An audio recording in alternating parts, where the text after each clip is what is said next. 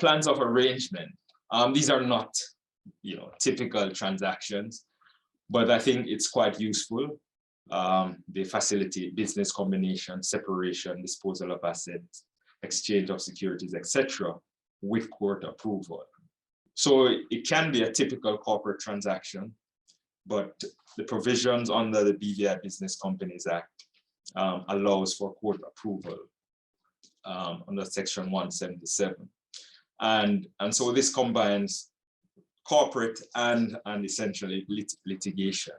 And we have found this useful, in a few cases, where, for example, in one case, it allowed the client to obtain exemption from U.S. securities registration, because the regime in the U.S. at the time required some level of court approval for that transaction in order to allow the exemption to occur. And we were able to secure that under Section 177 of the BVI Business Companies Act.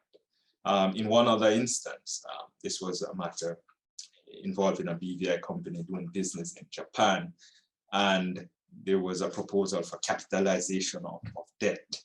And the court in Japan said, yes, this can be done, but the BVI company had to secure approval by the courts in BVI.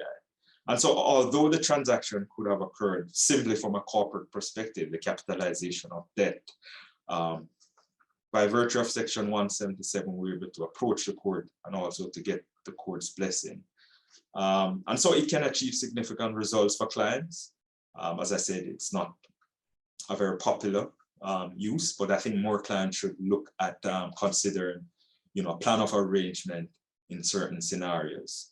And so the best practice here is really to have a good plan, a plan that explains exactly what the goals are, what the company wants to accomplish, and then, put it into effect.